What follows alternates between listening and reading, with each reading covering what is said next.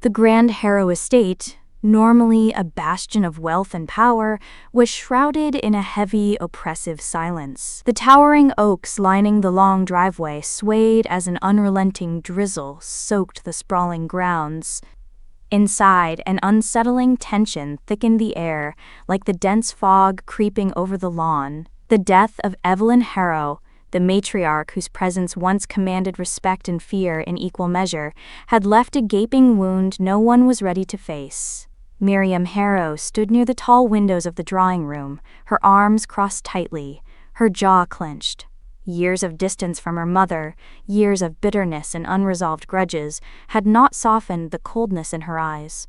Across the room, her brothers, Gideon with his usual carefully crafted charm, and Eli, the youngest and the most restless, sat stiffly, their faces masks of propriety that barely concealed the storm of emotions roiling beneath. The family hadn't been under the same roof for years, not since Evelyn had retreated behind the walls of her private study, cutting them off one by one with cold silences and veiled accusations. Yet here they were, gathered reluctantly, summoned by the gravity of their mother's death and the promise of the will's reading. The estate's grand clock tolled solemnly as the family lawyer, a precise man in his 50s named Mr. Alcott, stepped forward, holding a heavy leather folder that seemed to carry the weight of decades of secrets. His eyes flicked across the assembled family before clearing his throat.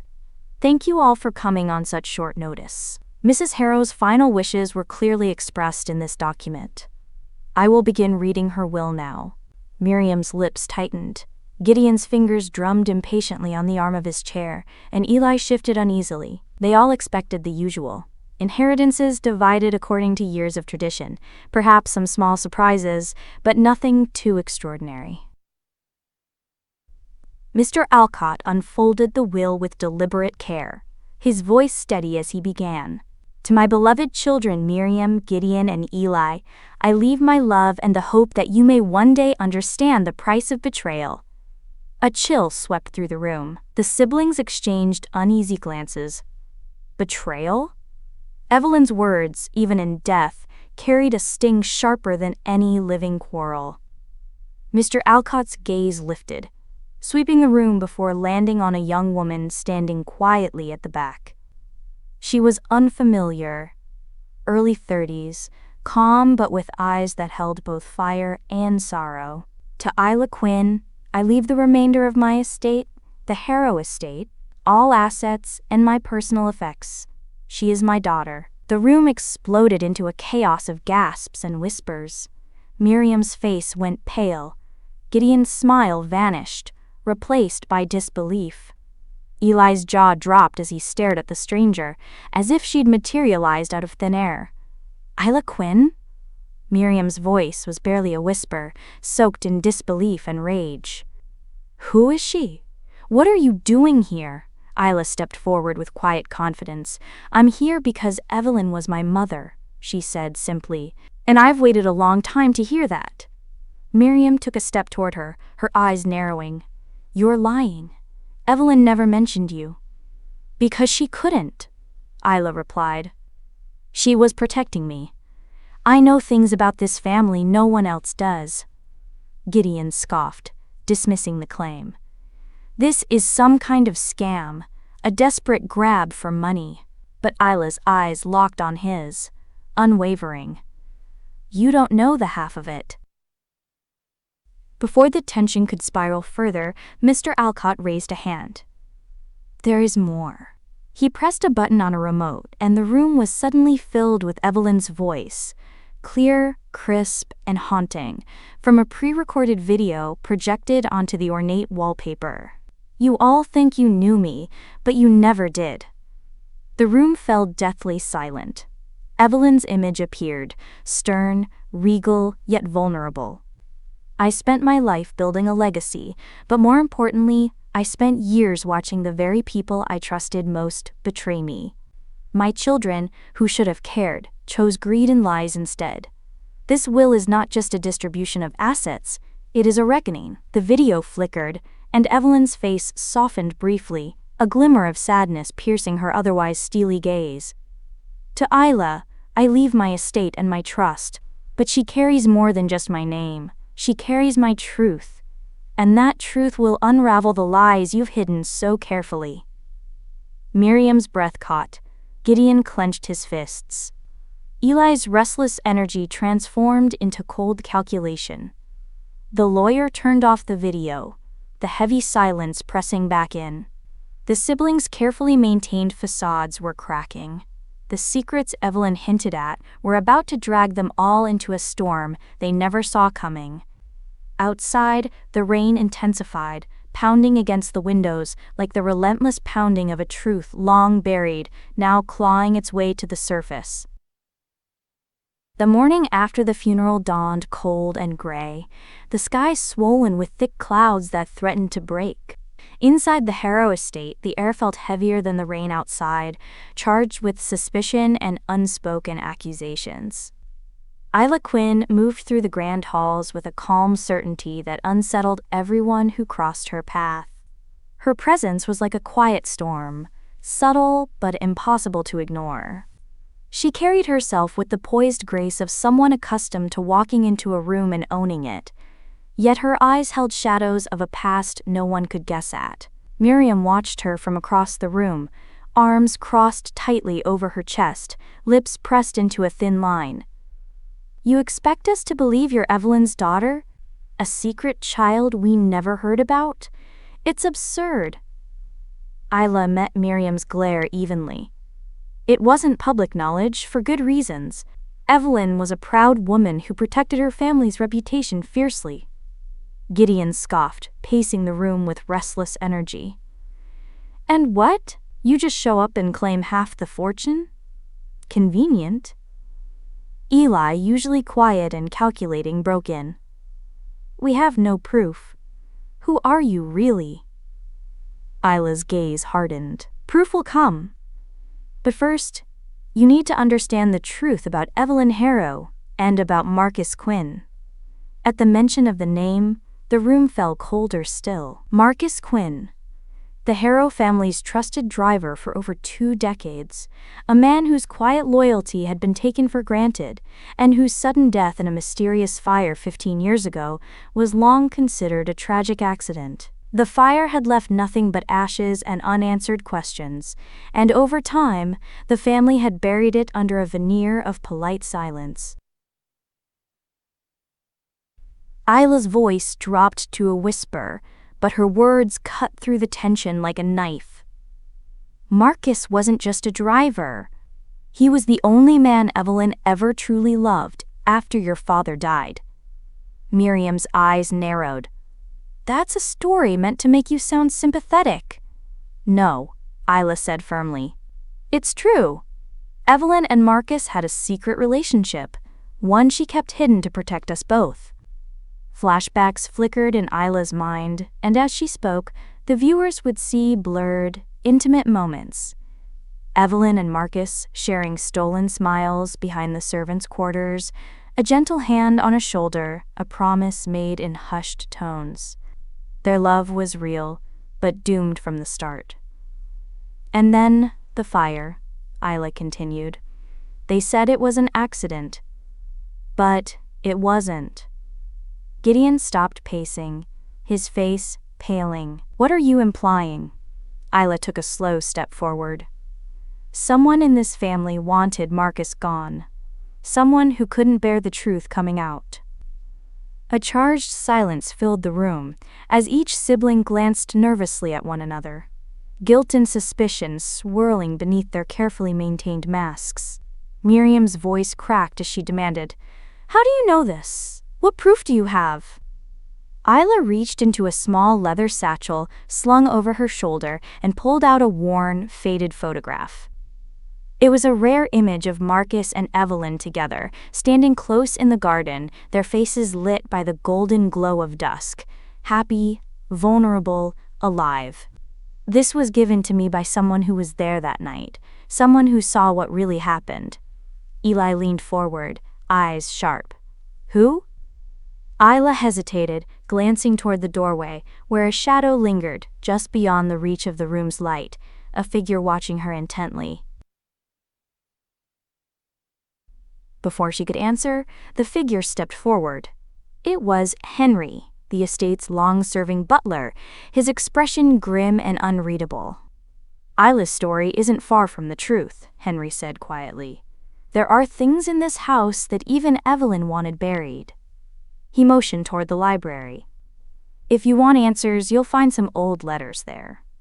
Letters Evelyn hid away for years. Letters that speak of secrets more dangerous than any of you can imagine." The siblings exchanged uneasy looks. Gideon's face twitched with suppressed rage. Miriam's knuckles whitened as she gripped the edge of a nearby table. Isla's voice softened but carried a fierce determination. "I didn't come here to fight. I came to find the truth, and to make sure it doesn't get buried again."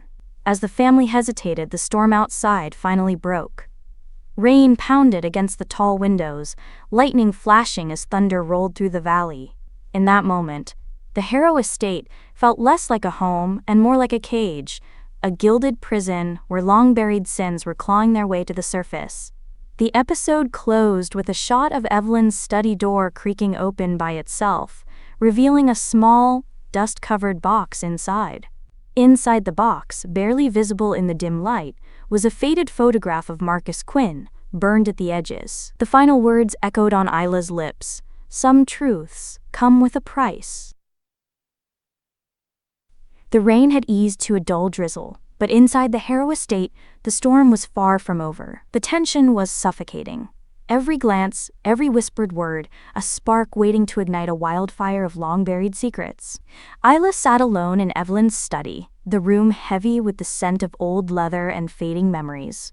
On the polished mahogany desk lay a worn, charred journal and a small, scorched wooden box, both discovered earlier that day in a hidden compartment behind a false panel in Evelyn's antique cabinet. The journal's brittle pages were brittle, but filled with Evelyn's hurried, desperate handwriting. Her fingers trembled as she carefully opened the journal, revealing entries that spoke of fear, betrayal, and a darkness creeping closer with each passing day. One passage caught her eye. "The fire was no accident. Someone I trusted said it. Someone who wanted Marcus silenced forever. I fear for what this family will become if the truth remains buried." Isla's heart pounded. This was the key she had been searching for, but it was also a death sentence for those who sought to hide the past. She turned the pages, absorbing every word, every fragment of Evelyn's unraveling sanity as she pieced together the clues Evelyn had gathered in secret. Her mind raced to the siblings, who were gathered just down the hall, their faces tight with suspicion and barely concealed panic. Isla stepped into the drawing room, holding the scorched journal. This proves the fire that killed Marcus was no accident." Gideon's face paled, a flicker of panic breaking through his carefully constructed facade. "That's ridiculous. The fire was a tragedy, yes, but it wasn't anyone's fault." Isla's eyes locked on him. "Were you there the night of the fire, Gideon?" He swallowed hard, his jaw tightening. "I was." A collective intake of breath rippled through the room.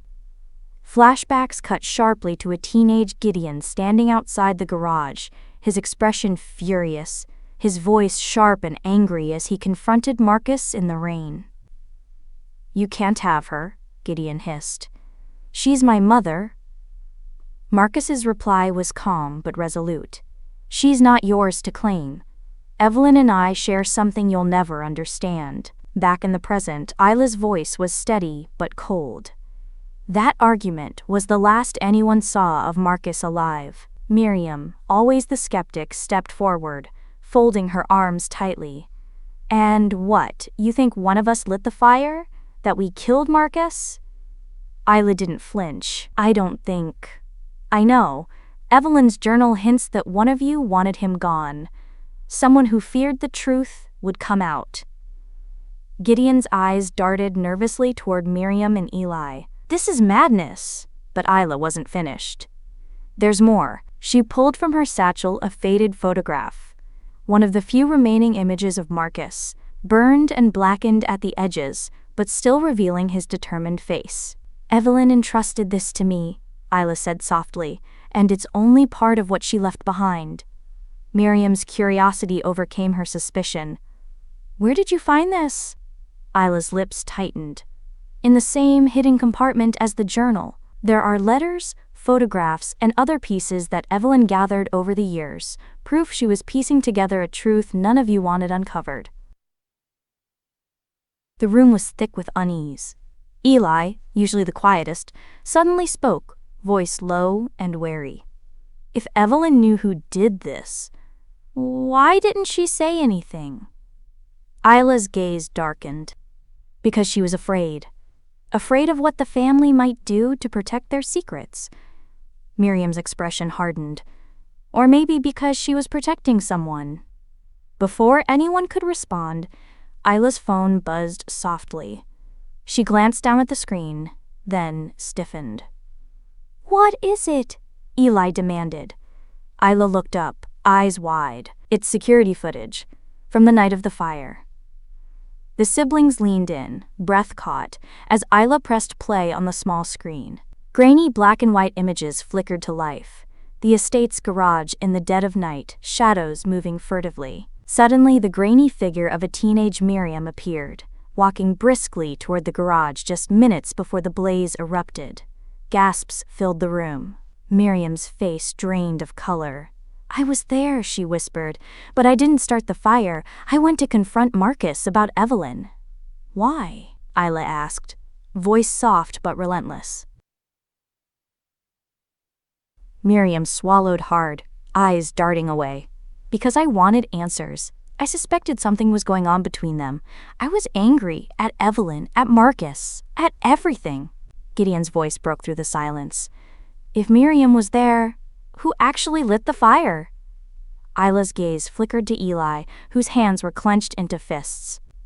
"Maybe it wasn't just one person," Eli muttered, voice tight. The room descended into charged silence, the weight of suspicion turning siblings against siblings. Isla's eyes, however, held a spark of determination. "Evelyn wanted this to come out. She trusted me to find the truth." Miriam's voice was bitter. "You think you can walk in here and unravel all this? You don't belong." But Isla stood tall. "I belong to Evelyn. And that's enough." As thunder rumbled ominously in the distance, the family was left to grapple with a painful reality. The Harrow legacy was built not just on wealth and power, but on ashes and lies. The Harrow estate felt like it was rotting from the inside out. Once a bastion of opulence and power, it now pulsed with dread. Evelyn's will, far from being a document of closure, had become a time bomb, one that ticked louder with every secret unearthed. A quiet dread had settled over the siblings as they sat at the long dining table, silent, each waiting for the other to make the next move. Then Evelyn's lawyer, the unshakably calm Mr. Alcott, reappeared, carrying a briefcase that seemed to throb with menace. "We've now triggered Clause 1, he said without preamble. "As stipulated in the will, any challenge to its legitimacy initiates a full forensic audit of the Harrow Family Trust." Gideon's fork clattered against his plate. "What the hell are you talking about?" Alcott's eyes didn't waver. "Our firm has already brought in external accountants.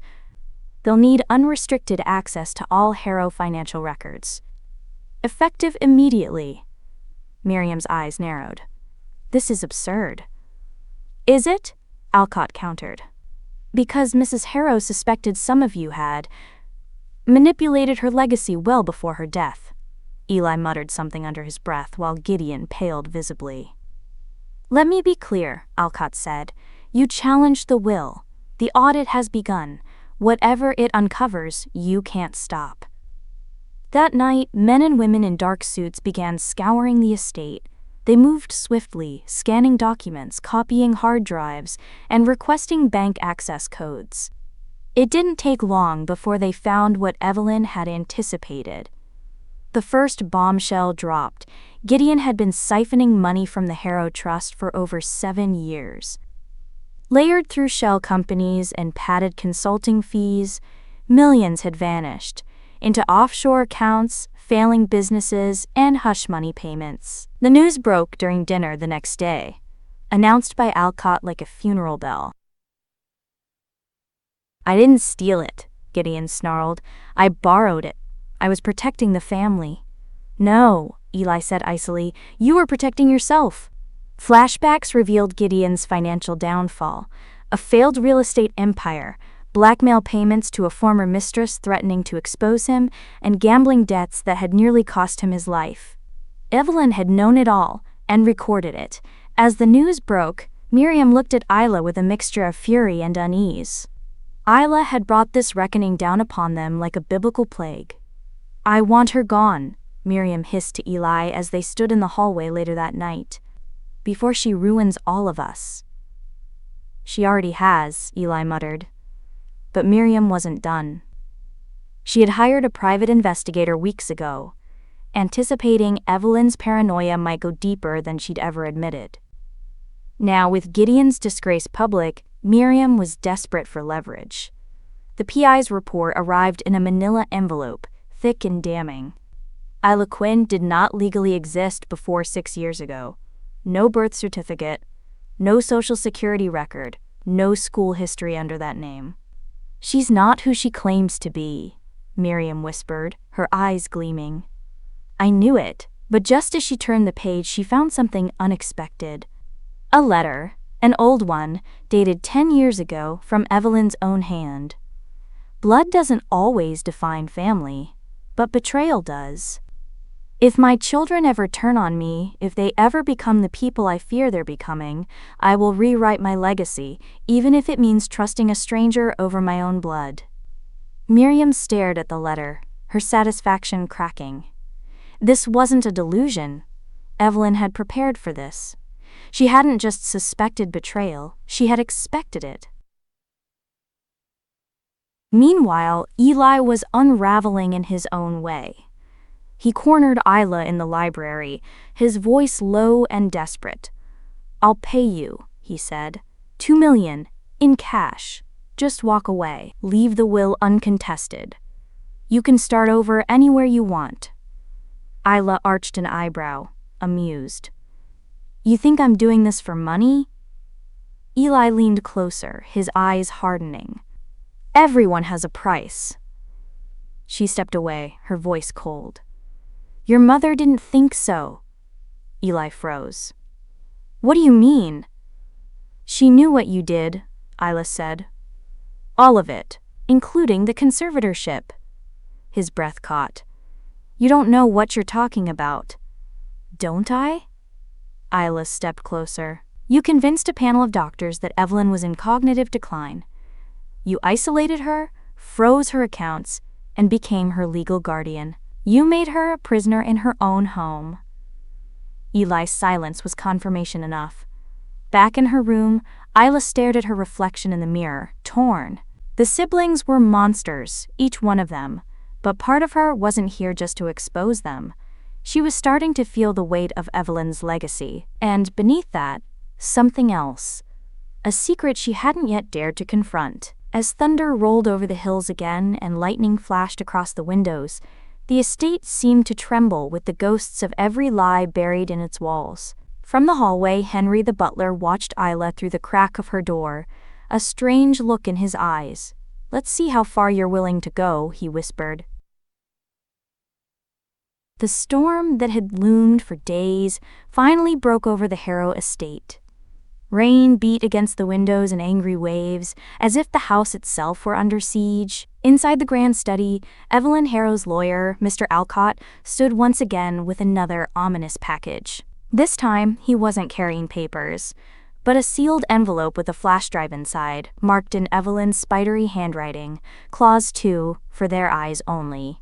Miriam, Gideon, and Eli sat in tense silence as Alcott inserted the drive into the room's antique projector. The screen flickered to life with Evelyn's image, alive, vibrant, and razor-sharp, as if death had only sharpened her clarity. You made me think I was losing my mind, she said, her voice like silk wrapped around steel. But I wasn't. You were gaslighting me, Eli. You convinced them all I was slipping.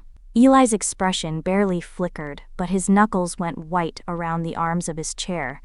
I remember every conversation, every doctor, every test, and I remember how you faked the results. the video cut to hidden footage. Grainy, but damning. Eli sitting across from Dr. Carvin, the family physician, quietly sliding an envelope across the desk. "She's becoming erratic," Eli said on the footage. "If she's diagnosed early, we can manage her care properly and protect the estate from her impulses." Dr. Carvin hesitated. "You're asking me to commit medical fraud." "She's unstable," Eli insisted. "It's for her own good." The screen went dark. Evelyn's voice returned, colder now. "You wanted my power, Eli, so you convinced the world I was incompetent. But I was never as fragile as you hoped." The room was thick with tension. Gideon stood up, rubbing his temples. You drugged her?" he asked Eli, incredulous. "I didn't drug her," Eli snapped. "I just moved things along." Miriam let out a short, bitter laugh. "That's a hell of a way to care for family." Eli turned on her. "And you're a saint? You spent years telling her she was hallucinating when she said the staff were stealing from her. You helped isolate her. Don't pretend you were innocent. You isolated her," Miriam shot back. "I just didn't stop you. There's a difference." But Isla wasn't listening. Something in Evelyn's words had stuck with her. "I remember every conversation, every doctor, every test." There was one more thing Evelyn remembered, something she hadn't said out loud.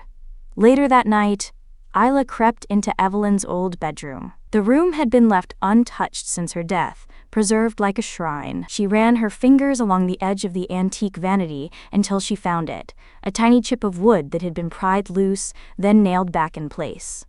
Inside was a hidden compartment. She found a flash drive, identical to the one Alcott had used but unlabeled.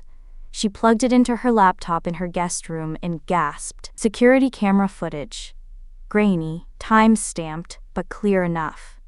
A teenage Miriam, just 17, sneaking into the garage the night of Marcus Quinn's death. She was clutching a folded piece of paper and looked frantic, glancing behind her as she walked toward the vintage Jaguar.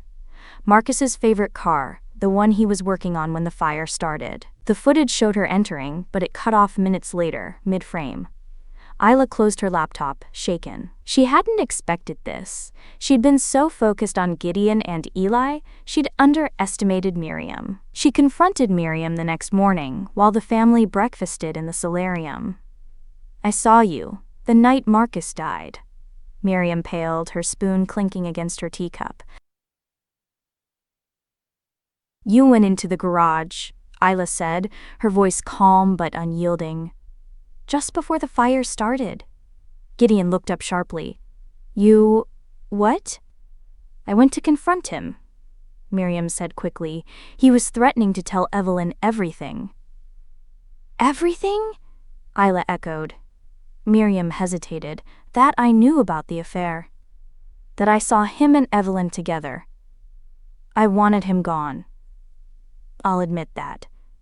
But I didn't start that fire." "Then why were you covered in soot when you ran back into the house?" Gideon pressed. Miriam stood up, furious. "Because I tried to save him. I opened the garage door and flames exploded outward. I barely got out." Isla didn't believe her. Not completely, but the fear in Miriam's eyes seemed real. Whatever had happened that night, Evelyn had known and had deliberately left behind only fragments. Later that evening, Isla sat alone in the library, rewatching the footage of Miriam. The paper she held, it wasn't a note, it looked like blueprints. Blueprints of the estate's old wiring system. Someone had planned the fire. But maybe not Miriam. A whisper of suspicion crept into her mind. What if Evelyn planned it? What if Marcus knew something that could have destroyed her? Outside the room, Henry, the loyal butler who had served Evelyn for decades, paused as he passed the library door. He stared at Isla through the crack. In his hand was a scorched photograph, one he hadn't given to the accountants. It showed Marcus and Evelyn standing with a child, not Isla. Not any of the Harrow children, someone else. He tucked it into his jacket and moved on silently. Unseen. Unheard. But very much awake. The Harrow estate was no longer a sanctuary of privilege. It had become a crucible. The grand halls echoed with whispered accusations, and even the oil paintings of long-dead ancestors seemed to watch with judgment. Each sibling now eyed the others with increasing paranoia, knowing the next clause in Evelyn's will could drag their most shameful secret into the light. And Evelyn had only just begun. That morning, the siblings received a summons from Mr. Alcott, not to the study this time, but to the cellar. There, under layers of dust and the scent of mildew, he opened an iron cabinet with a key Evelyn had left behind. Inside, dozens of cassette tapes, labeled in Evelyn's cursive with dates spanning over 2 decades. Taped to the inside of the door was a note. "You never listened to me when I was alive, so now you'll hear what I heard." Mr. Alcott pressed play on the first tape. The siblings stood frozen as Evelyn's voice crackled from an old recorder. "April 12th, Miriam just left my room. She told me the nurses are stealing again, but I know she's lying. There are no nurses. There haven't been for months. She's trying to make me think I'm confused. I'm not. Another click. June 7th. Eli asked me to sign over power of attorney. He says I'm not well. I told him no. An hour later, Dr. Carvin called to schedule a neurological scan I didn't ask for. The next tape revealed something even more chilling. A muffled recording of a conversation between Miriam and Eli in the conservatory. "Miriam, just get her to sign it. Once the paperwork's in place, she won't have the capacity to argue anymore." Eli, "She's still sharp when she wants to be. What if she records us?" Miriam, "Then we make sure the tapes never see the light of day." Eli, "Like we did with Marcus?" Silence fell like a guillotine. "Jesus," Gideon muttered, backing away from the tapes as if they could physically strike him. "You both conspired?" Miriam's mouth opened, but no words came. Eli turned to Mr. Alcott. "This is illegal. These recordings were private." "Actually," Alcott said coolly, "as this was Evelyn's residence and she legally owned all shared assets, the recordings fall under her estate's purview. And per the will, they are admissible in any challenge to her mental competency." Gideon turned pale. "So if anyone contests the will, they'll be legally confessing to elder abuse, conspiracy to defraud, and possibly more." And then Mr. Alcott handed Gideon a manila folder. "Evelyn wanted you to have this. Inside were photocopies of offshore bank records, accounts Gideon thought were hidden, buried under shell companies, fake consulting fees, and false names, until now." "You told me it was a small withdrawal," Miriam snapped. Gideon sneered. "And you told me you didn't see Marcus that night. We all lie, Miriam." But Isla wasn't looking at them. She was staring at the last cassette tape still sitting inside the cabinet. It was unlabeled. She picked it up and noticed something odd. The tape was brand new. Modern. Definitely not 20 years old. With trembling hands, she slid it into the player. The voice that emerged wasn't Evelyn's. It was a woman's, older, rougher around the edges. If you're listening to this, you've probably figured out that Evelyn Harrow wasn't the saint she pretended to be. But I doubt you know just how far she went. The woman identified herself as Isla Quinn, Marcus's sister. Isla recognized the name. She had visited Clara just days ago, and Clara had seemed evasive, broken. But Isla hadn't expected this. "That girl you've got running around pretending to be my niece? She's not Marcus's daughter. She's not Evelyn's either. Her real name is Lena Jameson. She's an actress Evelyn hired after she got sick. Paid her a small fortune to play the long-lost daughter and tear you all apart." The room exploded with shouting. "You're lying!" Miriam yelled. "Why would Evelyn do that?" Gideon demanded. Isla didn't move. She just stared at the spinning tape reel, her face unreadable. The recording continued. Evelyn wanted justice. She knew she couldn't rely on the courts, so she decided to build her own trial, with Lena as the bait. But Evelyn didn't know Lena had her own score to settle. Mr. Alcott shut off the tape. "That's enough." But it wasn't. That night, Gideon followed Isla down the hall. "Lena? Is that true? Is that your name?" She turned slowly. The mask was slipping now. Her posture less graceful, her voice deeper. "My name is Isla Quinn," she said. "To you. But to Evelyn, I was a weapon." And with that, she left him in the hallway, stunned. Back in her room, Isla opened her suitcase. Inside, carefully tucked beneath her clothing, were 2 items: a forged birth certificate and a torn corner of a photograph showing a 4th child standing beside Marcus and Evelyn. Not Isla, not any of the Harrow children, someone else. A ghost in the family tree, and the real heir may still be out there. The Harrow mansion had once symbolized permanence, wealth, legacy. But now it felt like a stage where a grand illusion had played out for years, and no one knew who had been the audience and who had been the actors. Lena Jameson, sat alone in the solarium, sunlight slanting across her face as she held the forged birth certificate Evelyn had given her 2 years earlier. Her fingers traced the name Isla Quinn as if it might disappear. Part of her wanted it to.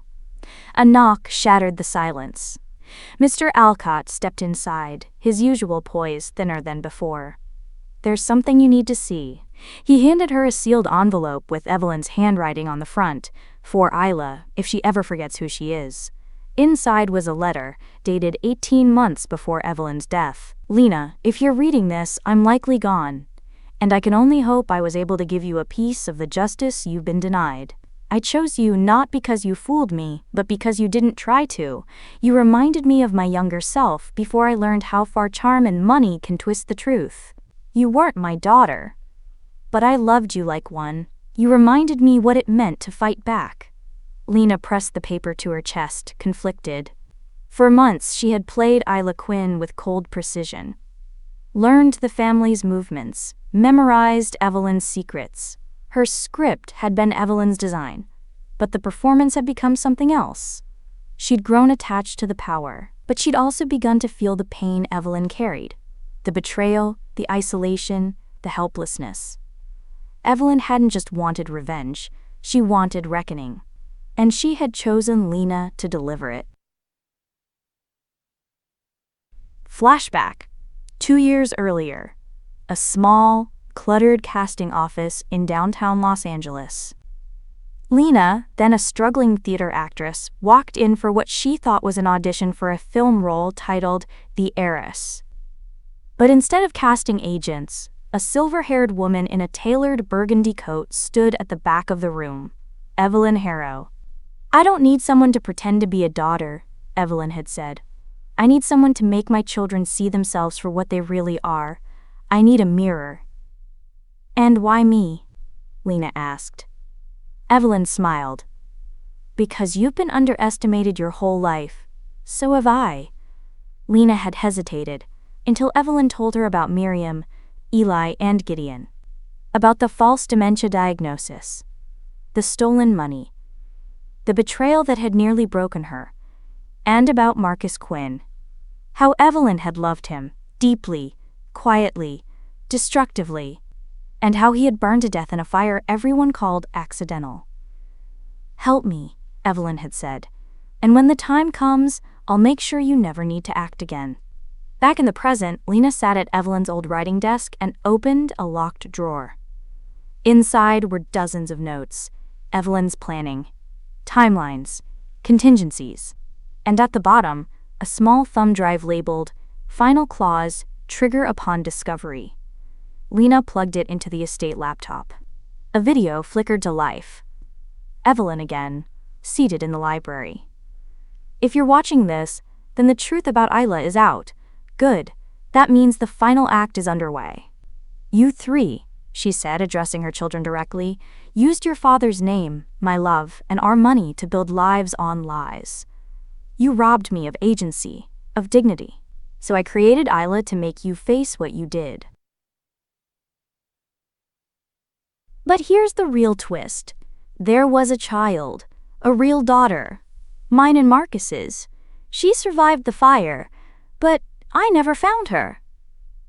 Lena stared at the screen, heart-hammering. I looked for her for decades. I had investigators, DNA databases, even private adoption records searched. But nothing. So I hired Lena to make you believe she existed, because the belief was enough to unravel you. Suddenly, Gideon burst into the room. "I knew it!" he spat. "You're not Isla! You're a con artist!" Lena stood calmly. "I never claimed to be anything else. But the will is still binding. Evelyn gave me power of attorney before she died. Every clause, every trigger, it all holds unless you want to confess to fraud and elder abuse in open court." Gideon glared. "What do you want, Lena?" She paused. Then, to finish what Evelyn started. Later that evening, Miriam crept into Evelyn's private sitting room, now abandoned. She opened a floorboard beneath the armchair where Evelyn used to read.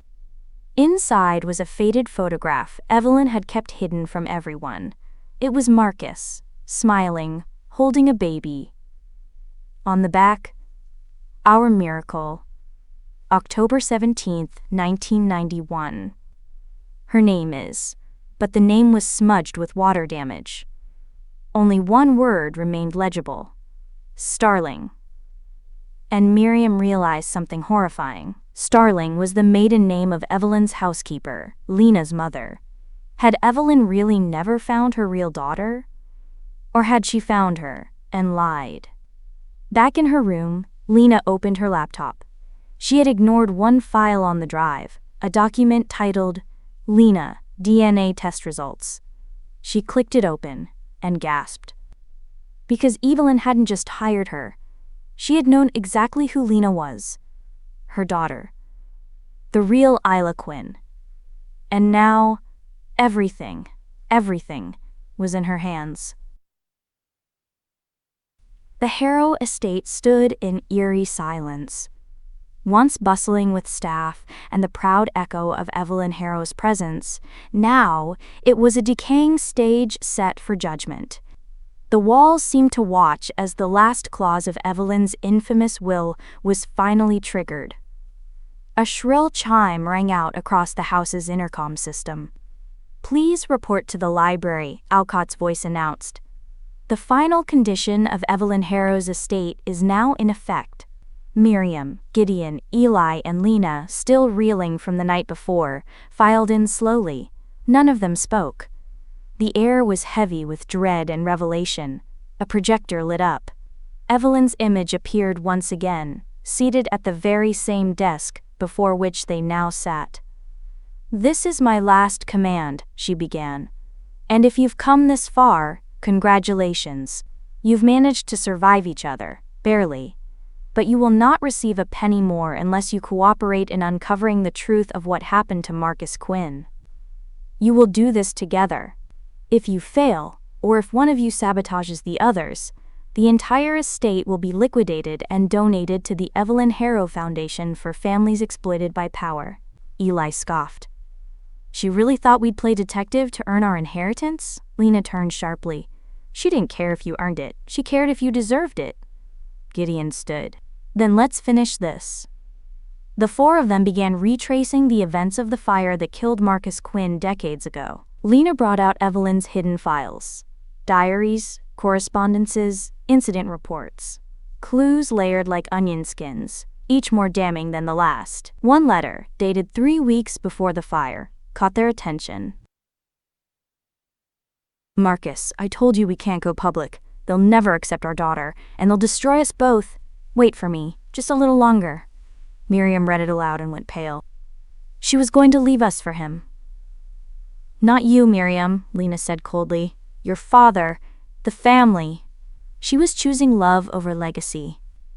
Another discovery, a maintenance log, recorded a broken fuse box repaired just days before the fire by Eli. His signature was there. "I was 17, Eli protested. "I was just following orders." "But whose orders?" Lena asked. Silence. Finally, Alcott entered the room holding a thin manila envelope. "I found this behind Evelyn's bedroom mirror," he said quietly. "It's labeled, 'Confession,' in case I don't survive this.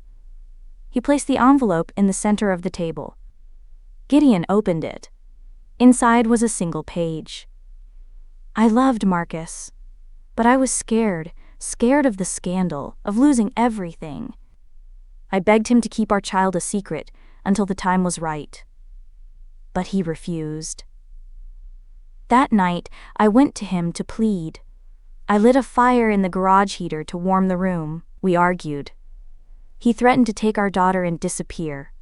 And in a moment of rage, I knocked over the can of kerosene. The fire wasn't intentional, but I didn't try to stop it. I left him there. Miriam clapped a hand over her mouth. Evelyn killed him? Lena stared at the page, jaw clenched. She covered it up, then spent the rest of her life trying to redeem herself by exposing all of you. Eli sat down, shaken. So she used us to punish herself? No, Lena said. She used you to protect me, to keep me from repeating her sins. Alcott cleared his throat. There's one final video. The projector blinked again. Evelyn appeared for the last time. If Lena's still here, then I owe her everything. She was born into fire and walked through it again to make this family face its sins. She is my daughter. I knew it the day I heard her speak. She didn't need to prove it to me, but I needed her to prove it to you. So here's the final clause. The estate will go to Lena on one condition. She must walk away. Gasps filled the room. If she chooses to keep the money, then she will have become everything I feared she might. A Harrow in name only. But if she lets it go, she'll carry something far more powerful. My legacy. Lena stepped back, stunned. The room was silent. Miriam broke it first. Don't be stupid. Take the money, Eli muttered. You earned it. Gideon just said, she's still controlling us. Lena turned to Alcott. If I refuse the inheritance, what happens? Alcott smiled softly. Everything goes to the foundation, including the estate, every possession, every account. Lena looked around the room. These people, these shattered, manipulative survivors, were not her family. Evelyn was. And Evelyn's final lesson had been clear. Power isn't in what you inherit. It's in what you choose to give up. I walk away, Lena whispered. Alcott nodded. It's done. Weeks later, the Harrow estate was emptied. Sold. The mansion razed. Its grounds turned into a sanctuary for women escaping abuse and betrayal, funded by the Evelyn Harrow Foundation. Miriam moved to Europe. Eli disappeared from public life. Gideon, disgraced, entered rehab for the third time. And Lena, now Lena Harrow, opened a small theater in Baltimore. She called it The Inheritance. The curtain never rose without her whispering backstage, "You all think you knew me, but you never did."